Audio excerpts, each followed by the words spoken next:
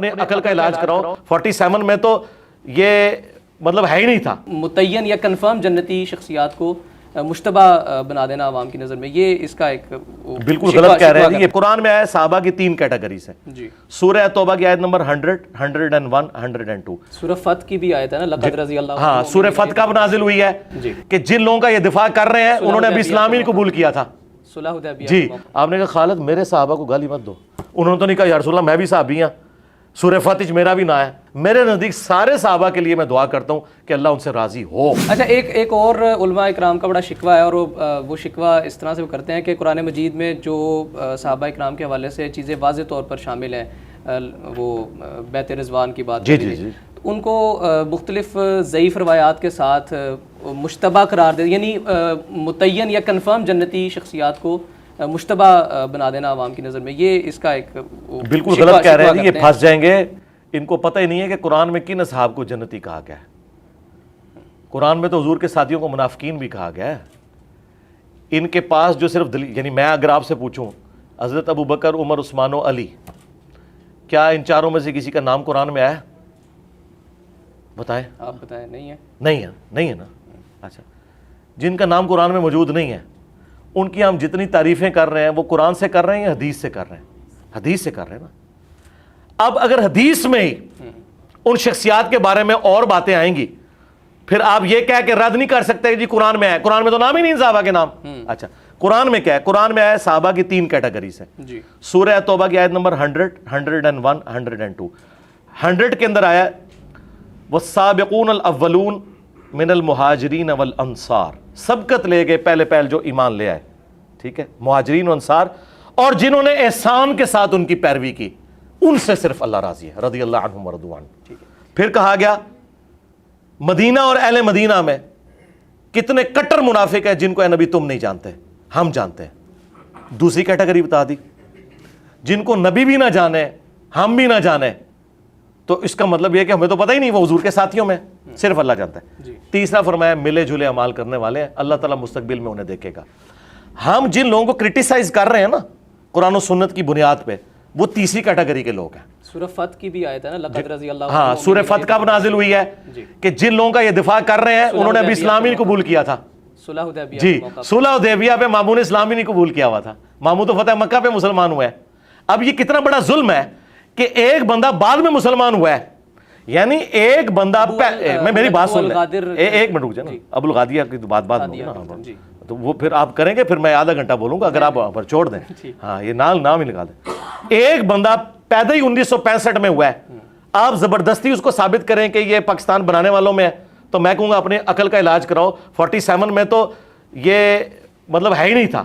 اچھا وہ لوگ جو مسلمان ہی نہیں ہوئے تھے، الٹا صلح حدیبیہ پر وہ لوگ کافروں کی لسٹ میں شامل تھے، وہاں سے لڑنے آئے ہوئے تھے. آج آپ ان لوگوں کو ان کے ساتھ کھڑا کر رہے ہو. تو آپ سن لیں، مسلم شریف میں حدیث ہے خالد بن ولید نے گالی دے دی حضرت عبد الرحمن بن عوف کو، جو یہ آدھی حدیث بریلوی دیوبندی اہل حدیث پیش کرتے ہیں. یہ کوئی پوری حدیث بھی نہیں پیش کر سکتے. میرے صحابہ کو گالی مت دو، پوری حدیث نہیں بیان کرتے. یہ 6488 نمبر حدیث ہے مسلم میں پوری.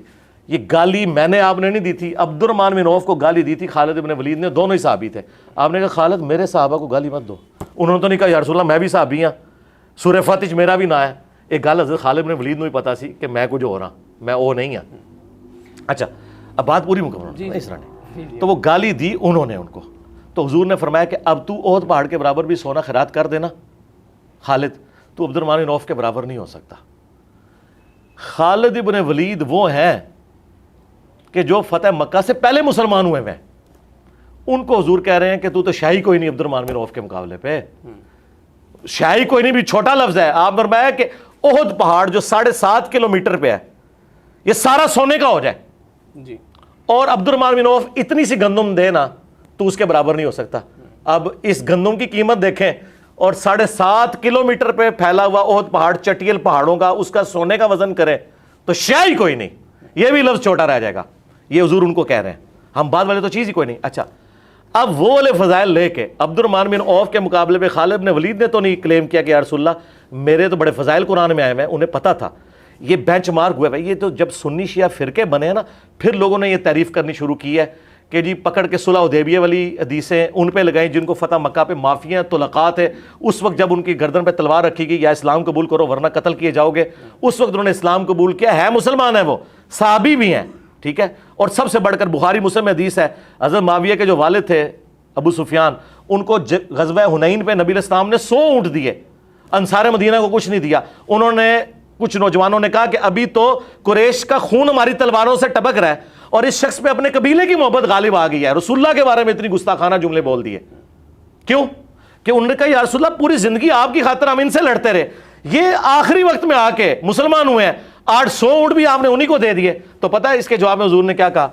سب سے پہلے تو اللہ نے بتایا کہ آپ کے صحابہ نے آپ کے بارے میں یہ کہا ہے. آپ نے سینئر صحابہ کو بلا کے کہا کہ یا رسول اللہ چھوٹے بچے تھے, عذر قبول کریں.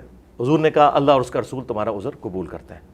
پھر نبی علیہ السلام نے فرمایا کہ انصار اگر پوری دنیا ایک گھاٹی میں چلے اور انصار دوسری گھاٹی میں انصار کے ساتھ ہوں, میرا جینا اور مرنا انصار کے ساتھ ہے. انصار کیا تم پہ اس بات پہ خوش نہیں ہو کہ یہ لوگ دنیا کا مال لے جائیں؟ کون؟ ابو سفیان رضی اللہ عنہ, ہم تو احترام سے اور تم اللہ کے رسول کو لے جاؤ. اللہ کے رسول کو پتا تھا کہ دنیا لے جانے والے کون ہیں اور اللہ کے رسول کو لے جانے والے کون ہیں. اور آپ دیکھ لیں انصار مدینہ یہی بنو امیہ کے ہاتھوں قتل ہوئے ہیں. انصار مدینہ تھے جو سقیفہ بنی ساعدہ میں بھی حضرت علی کو خلیفہ بنانا چاہتے تھے یا سعد ابن عبادہ کو, اور انصار مدینہ ہمیشہ بنو ہاشم کے ساتھ رہے ہیں, کبھی انہوں نے بنو امیہ کا ساتھ نہیں دیا. اور بخاری مسلم میں ہے کہ انصار سے صرف مومن ہی محبت رکھے گا اور انصار سے صرف منافق ہی بغض رکھے گا. انصار مدینہ کا ووٹ ہمیشہ حضرت علی اور ان کی اولاد کے ساتھ رہا ہے. یہ میں آپ کو فرق بتا رہا ہوں. یہ رضی اللہ عنہ ایسے ہی اٹھا کے, اگر آپ نے ویسے دعائیہ کلمات, اور مسلم شریف میں ان کا شاگرد بھی لکھتا ہے ابو الحسین مسلم بن حجاج القشیری رضی اللہ عنہ, امام حنیفہ کو امام شافعی نے کتاب الام میں لکھا ہے ابو حنیفہ رضی اللہ عنہ, ٹھیک ہے. علماء دیوبند نے المحند میں اپنے علماء کو رضی اللہ عنہ, اس طرح بے شک کہتے ہیں, آپ بے شک تقی عثمانی کو رضی اللہ عنہ کہیں, ہمیں کوئی اعتراض نہیں ہے.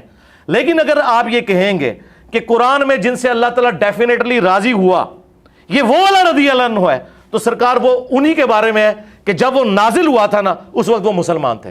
جو بعد میں مسلمان ہوئے تو وہ صرف وہ لوگ ہوں گے جنہوں نے احسان کے ساتھ ان کی پیروی کی.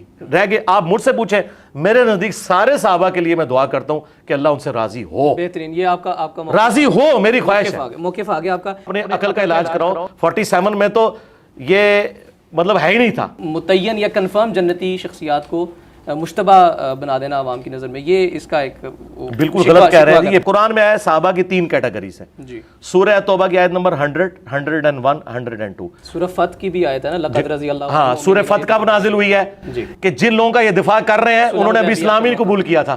صلح حدیبیہ. جی, آپ نے کہا خالد میرے صحابہ کو گالی مت دو. انہوں نے تو نہیں کہا یا رسول اللہ میں بھی صحابی ہوں, سورہ فتح میرا بھی نہ ہے. میرے نزدیک سارے صحابہ کے لیے میں دعا کرتا ہوں کہ اللہ ان سے راضی ہو.